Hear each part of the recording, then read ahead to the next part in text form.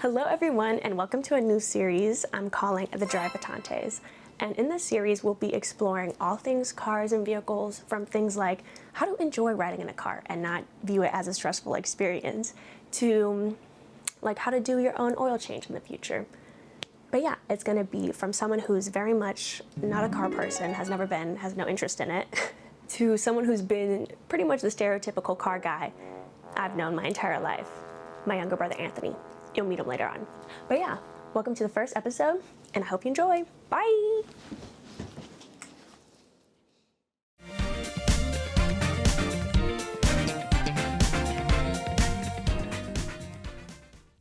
And we're rolling. And my hair's getting crazier by the second. Hello everyone, my name is Malaya, and this is my younger brother. I'm Anthony. Yes, and I forgot where we're going, but basically today, I wanted to go into the mind of probably the most annoying car guy I know. You know, when we're talking about the people who rev at night, who purposely roll down the windows and blast the music loud when you're on the sidewalk. That's this one. Yeah. Yeah, I don't know. Have you been feeling just in life besides that? I'm doing fine. Not talking to anyone. Just living the single life. Driving. That's really it. That's his whole update. Praying till the day he turns 16.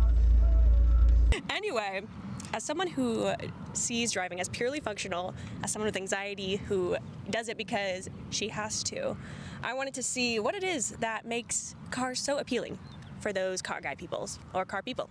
Anyway, tell us a little bit about this one. So this is my car, Stormy. She's a 2017 Fiat 124 Spider. I have a couple things done to her, like modification-wise. I have her lowered. She's got some power upgrades, not a ton. She's tuned on 93. Other than that, she makes around like 220 horsepower to the wheels, and she only weighs like 3,400 pounds, 3,200 pounds. So it's quick for what it is, but it's not super fast. And then it's got, exterior-wise, it looks pretty stock. Wheels are stock, everything else is stock. The only added thing I added is a carbon fiber spoiler in the back, which I painted, so. And as someone who has no clue what he just said and tuned out pretty much, what does that mean for someone in layman terms? It's a little bit quicker than when I first got it. It feels a little better through corners. What does that mean? Like it's smoother? Like it doesn't roll as much. Yeah, it feels like if you take it's like if I took it when I first got it. Yeah, to take your car through a corner, I'd be like, ugh. I feel like it wouldn't have as much grip. It's got a lower center of gravity, and it's got a little bit bigger tires than it came with stock, so it's got some more rubber on the ground, and it doesn't turn as much, like it doesn't wobble as much when you turn. It also means it's a little more rough through bumps, so it's kind of like you're going over just kind of driving normally. But other than that, yeah, it's just a little quicker than when it came from factory. Not too fast though. And today we're going to be taking you through a couple of the scenes that I know you used to go through, because again, he would just take rides for fun. What? I could never imagine being in a car longer than I have to. So we're gonna try and go through the mind of a car guy and understand what's so appealing about that. All right, see you in a bit. Bye.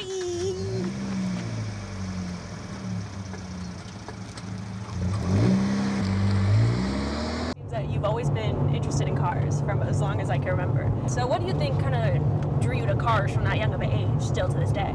Just like the fact that you can work on them and like build things, because I know as a young age, like I love building, like you said, Legos, and that gives me a feeling of accomplishment, like when I build things. And I think that all stems from, especially as a kid, Mom would take me to like the Home Depot or Lowe's thing when they would build like little toys, like whether it be like a little toy truck or like a toy from a movie or something.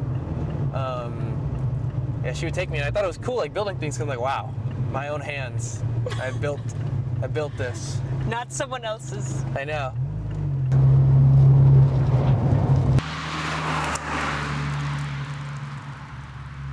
As someone who drives purely functionally, what is your thoughts on taking joy rides or just going on drives for fun? Because I know that's something that you do a lot.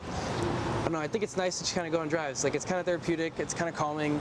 Plus, since I've worked so much on my car, it's nice to, like, kind of get my use out of it. Like, I built it, like, I've done the stuff, I did to it for a reason. So I like to, you know, take it out sometimes, drive around. You know, it's fun that it's manual too. It's like you feel very connected to the car. So it's kind of fun to just drive around. And sometimes I don't even ride with music, just because I like hearing like the turbo or the exhaust.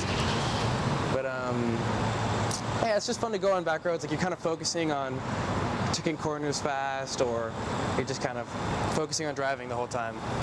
So, you know, it's kind of cool to just think about one thing, you're not really thinking about anything else, so. It's you!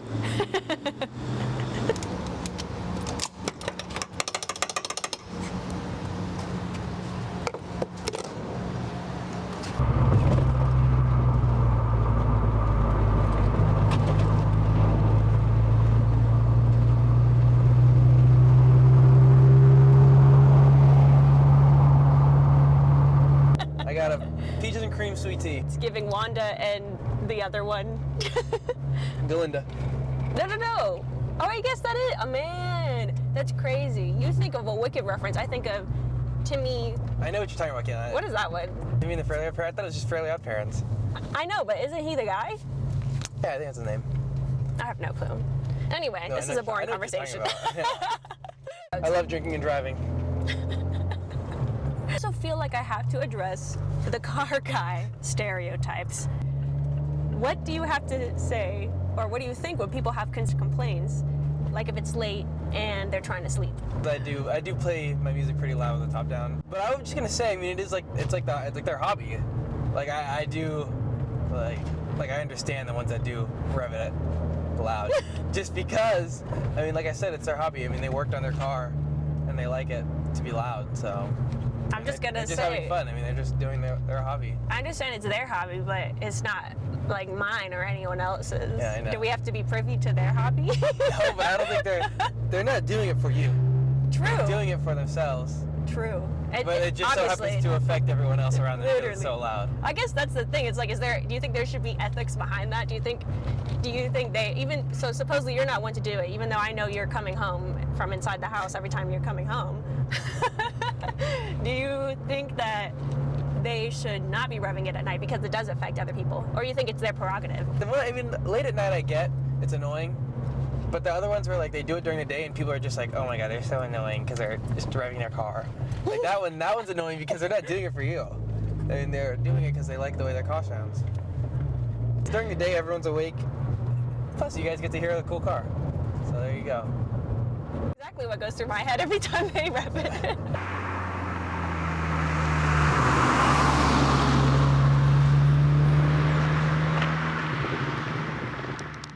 And lastly, what would you say to people who, like me, find driving stressful but still have to do it regularly? What would you suggest for us to try and enjoy it more?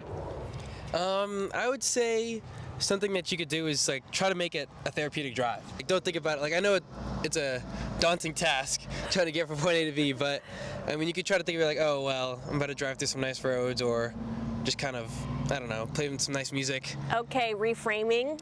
But He's serving us mindfulness. I would say something that I always do too to help me drive. I think it's made me a better driver. Is I'm constantly watching around me, like a lot when I drive. Like I constantly know what's going on. It's like I'm always watching my mirrors and I see what's behind me. So that way I'm kind of prepared if anything happens. Like I'm not surprised by anything while I'm driving. And if you are, you do, and you just got to react. But I think it makes you less anxious because, like, you're kind of seeing, like, okay, I know, like, there's this car over here. Like, I'm not surprised whenever I see a car next to me. I'm like, oh. You feel more prepared. I already knew he was back there. But, yeah, I feel more prepared.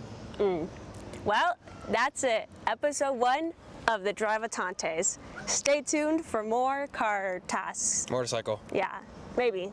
Car oil changes. Bye! Go thrifting by myself. You're gonna thrift by I yourself? can go pick up my friends, show them the Miata. That's it? How many times are you gonna show them Miata? You only have like 5 friends. You can show them 5. I've gone to Casey like so many places. Like? Everywhere. Like? Walmart, Zaxby's, Cane's. We go everywhere. Such nice places to go to. He doesn't like That's life in the He doesn't like suburbs. driving on the highway.